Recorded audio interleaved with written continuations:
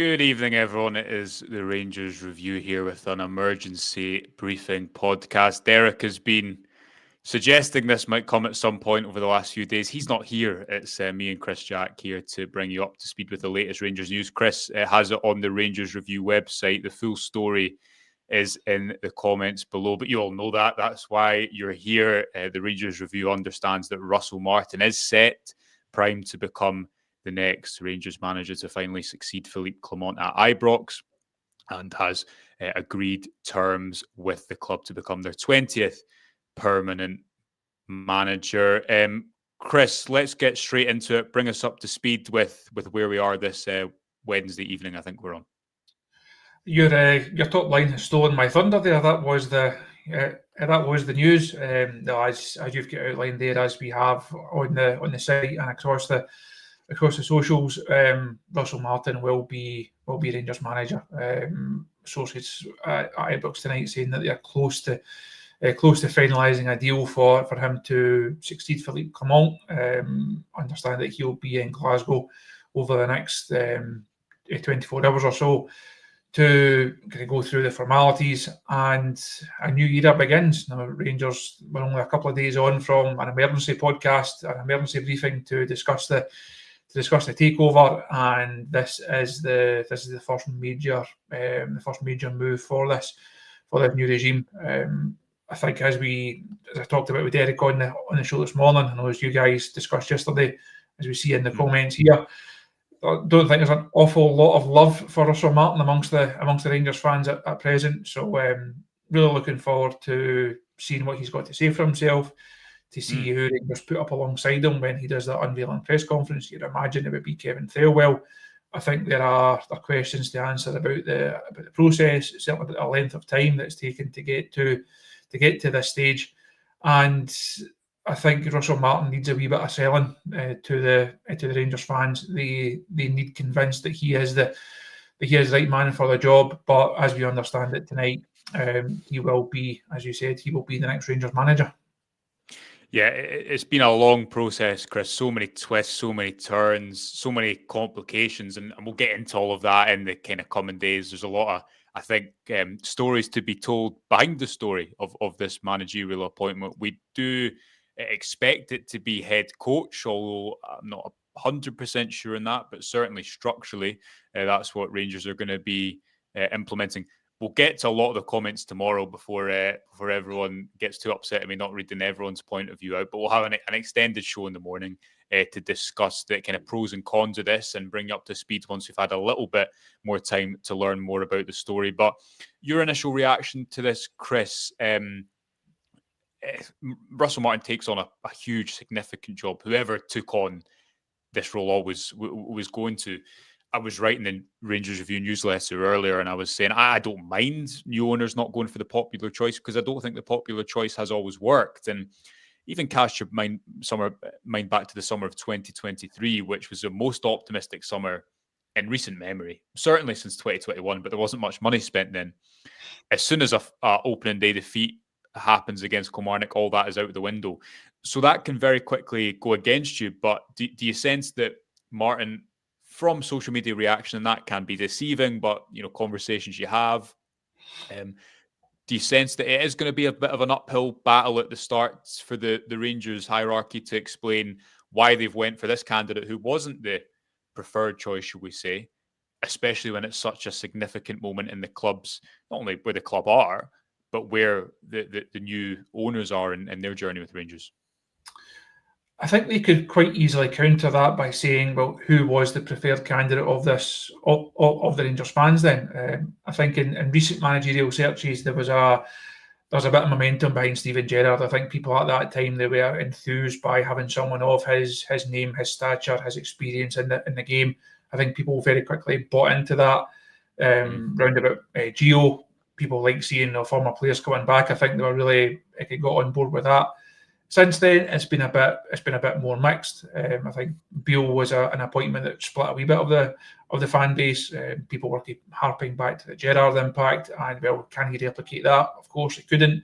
Clement, last time around, it was 50-50. There was no other runners in the race apart from Clement and Kevin Muscat, and I think it was really split amongst those amongst the fans, almost straight down the middle.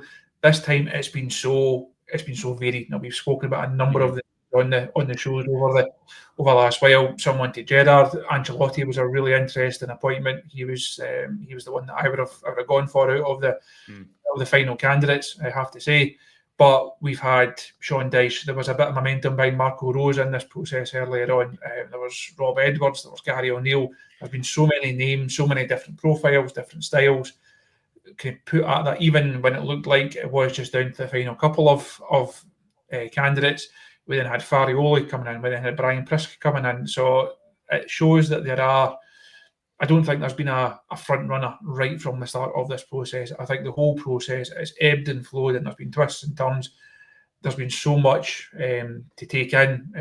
Try their best to stay across all those various twists and turns. But there has been so much of it over the last 101 days or so. I think it is now since Clement left. Been so much since that day. I don't think there is I think from the comments that we see and people that you speak to, you can't say that Russell Martin is a universally popular choice. But I think there will be people who see it. There will be people who will look at his style of playing, his coaching philosophy, and think that could work here, that will work here.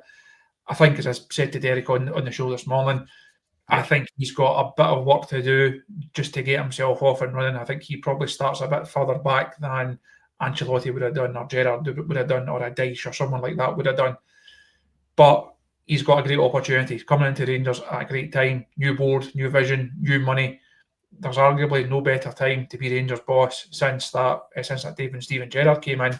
So there's a lot for Russell Martin to like. And time will tell if the Rangers fans like Russell Martin or not. Time will tell. Time definitely will tell. We're going to get into, as I say, we'll have a bumper show tomorrow, and we'll put across there a little bit more of our opinions on it, the information we can glean up until then. But we'll get to a few comments in a second, Chris. First, I just want to acknowledge the fact that it was down to these final two candidates, Davide Ancelotti, Russell Martin. Why do you think it seems as though the decision makers at Ibrox have pivoted to Martin instead of Ancelotti in the final hours?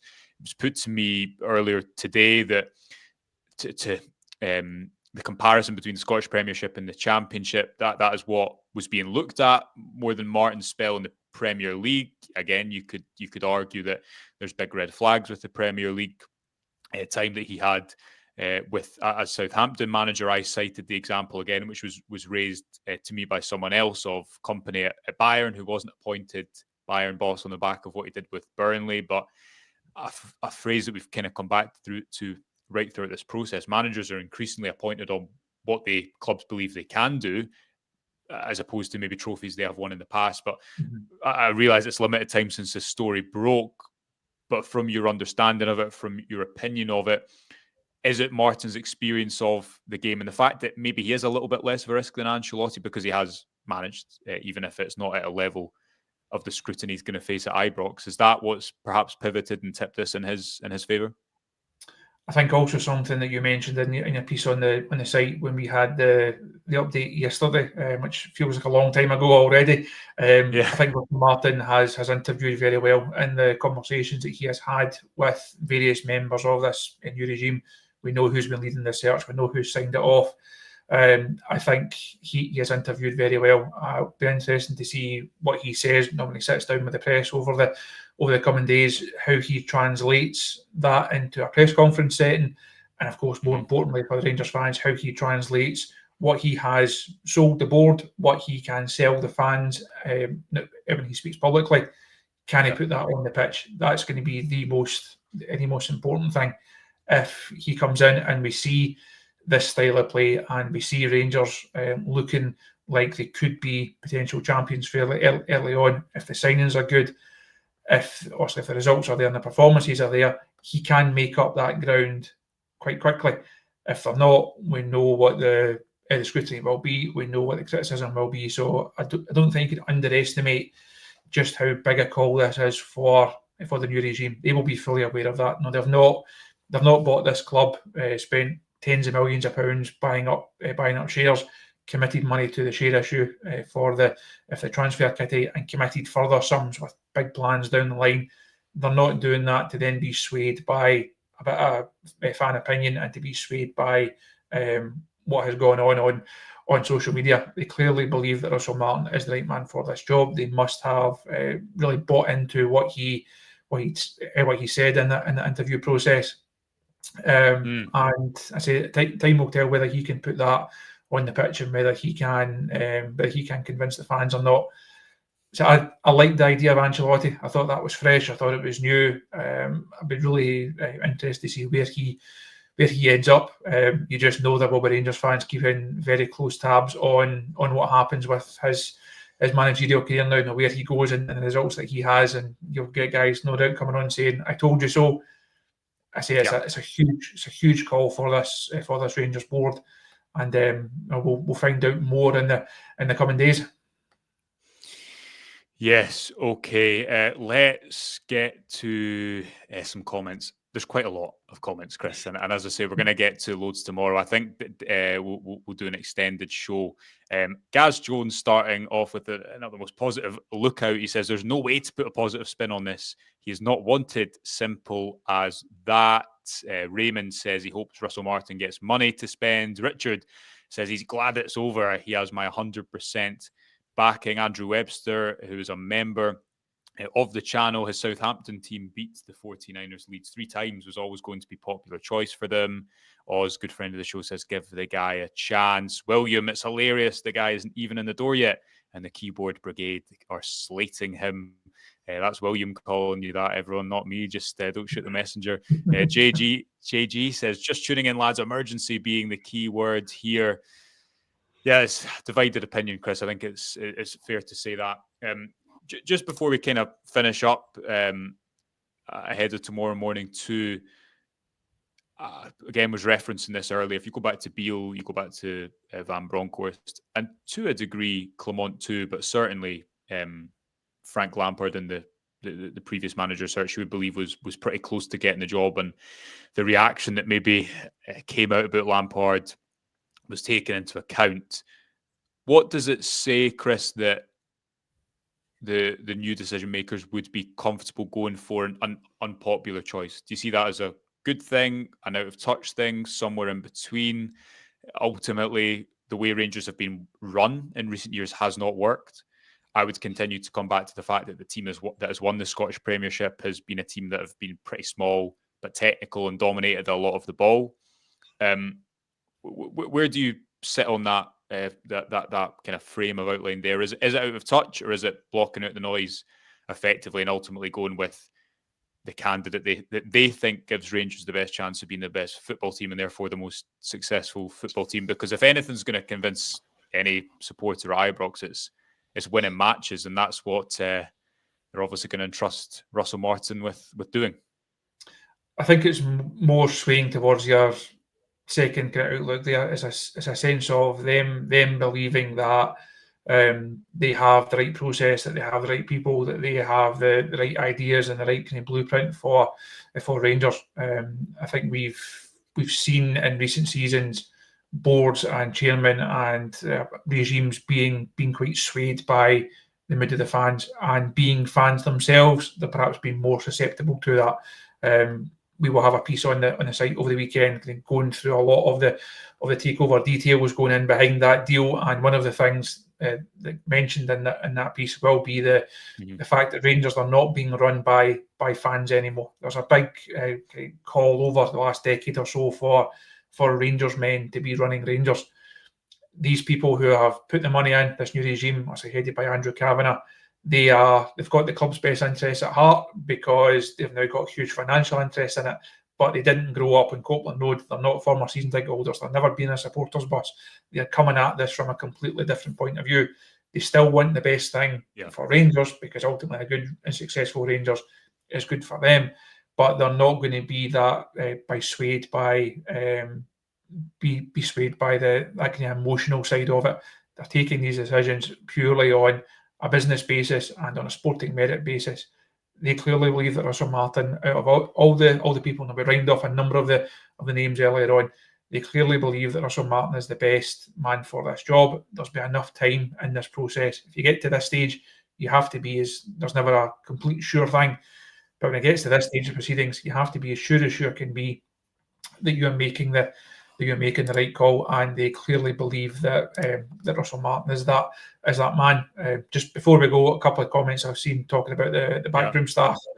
Matty Gill, who has worked with Russell at Swansea and Southampton, I understand he's coming in as his assistant manager here at Ibrox as well. Okay, interesting.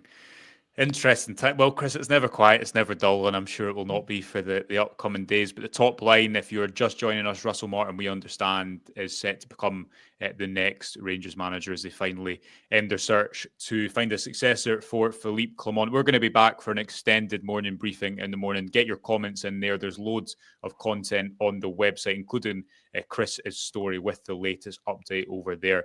Please do subscribe to the YouTube channel. It's totally free and you'll get notified every time we go live. But until then, thanks for joining us. We'll be back with you in the morning. Enjoy the rest of your evening and goodbye for now.